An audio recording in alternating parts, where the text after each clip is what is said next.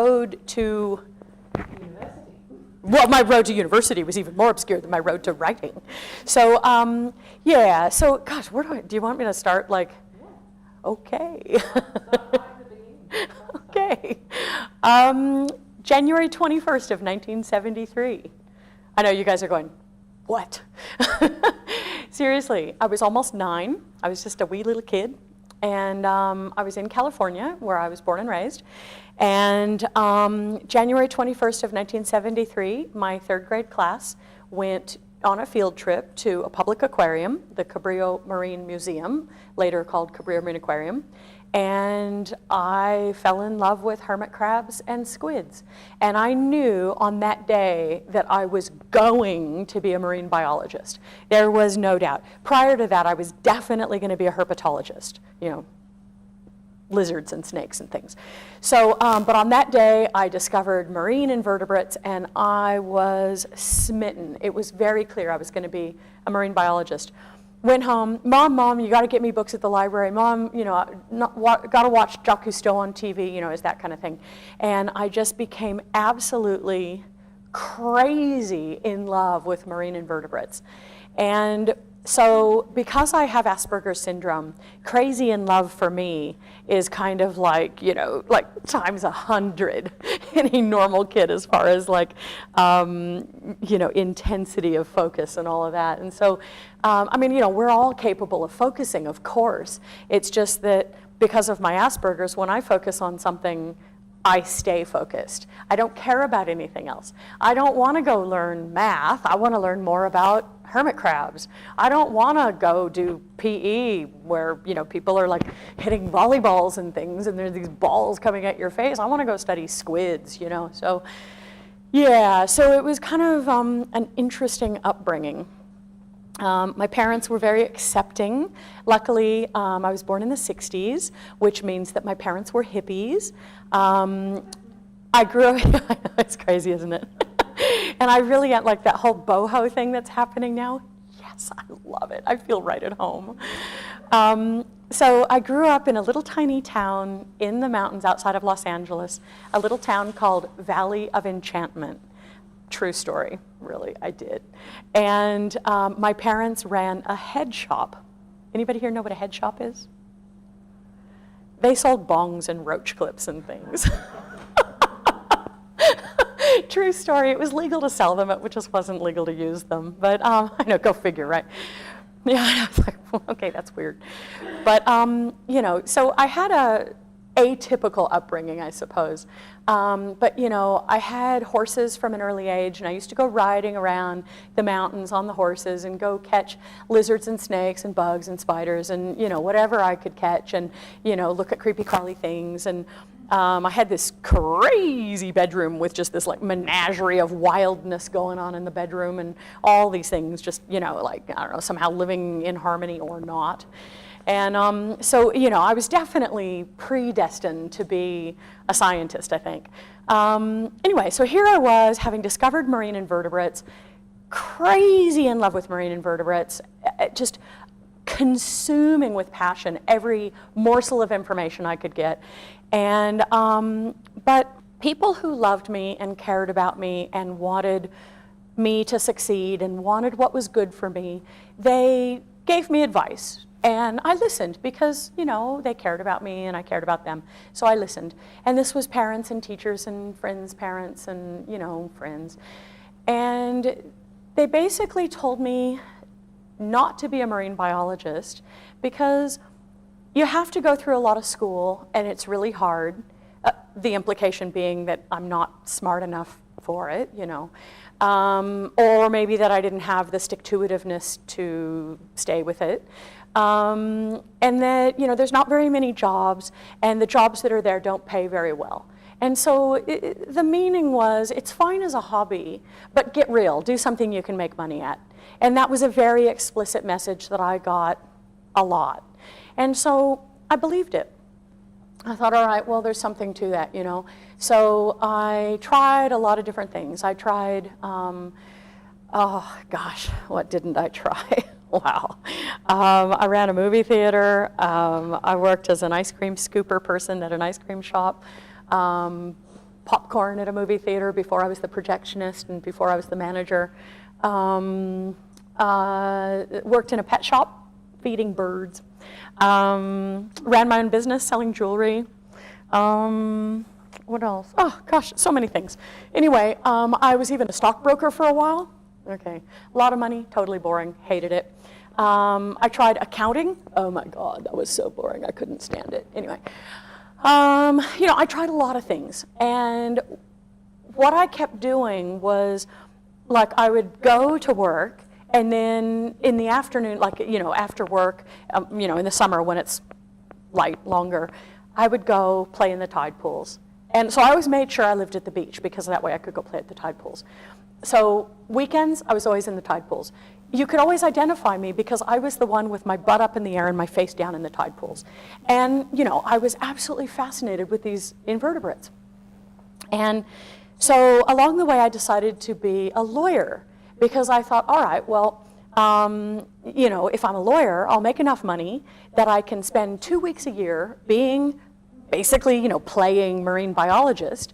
And plus, I love to argue, and it seemed like a really great idea to get paid for it. So had this great plan to become a lawyer. So all of this, it sounds all really good, right? But I had a bit of a circuitous way of getting there. I didn't actually finish high school. In fact, I didn't actually even finish 10th grade. So I'm a high school dropout. And to this day, I'm still a high school dropout. I still haven't finished high school. I've got a PhD, but I haven't finished high school. So strangely enough, by California standards, the way that California defines illiterate or illiteracy is by people who haven't finished high school are illiterate. So I have a PhD and I'm illiterate. Cool. I write books and I'm illiterate. Cool. So I find a lot of amusement in that. But I can also tell you that prior to getting the PhD and prior to writing the books and stuff like that, you know, having that label illiterate or high school dropout, it kind of does your head in, you know. I've spent a lot of my life really feeling like I was trying to prove something to myself, trying to prove something to other people, trying to prove something to my family, friends, you know, trying to prove something to someone. And I think more recently, I've been learning that not having to prove anything is actually a lot better. It's just, you sleep better at night, work is funner, play is funner, everything's funner when you're not trying to prove something to anybody. You're just doing what you love. So this doing what you love thing has become a really common theme throughout my life. You know, early on, I was really struggling to be something. And I didn't really know what it was I was trying to be. I only knew I was trying to be something. I was trying to make somebody somewhere happy.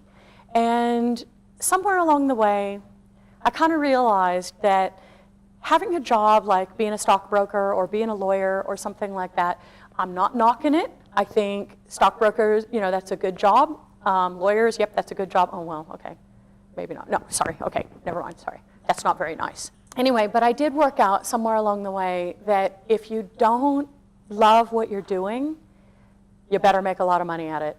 Because if you love what you're doing, you actually don't need a lot of money because you're too busy loving what you're doing. You don't want to take time away to go spend on gadgets, and then you have to use the gadgets, and that's not as exciting as what you love.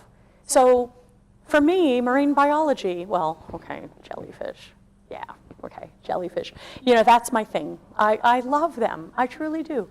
I have a love affair with jellyfish that's been going on since the 22nd of December of 1992. This is my 25-year anniversary this coming December. And, you know, that's a pretty good love affair. It outlasted my marriage by a long shot. I was only married for 10 years. You know, it's outlasted pretty much everything in my life except my life itself. And I really do love them. I love how beautiful jellyfish are. They just capture my heart.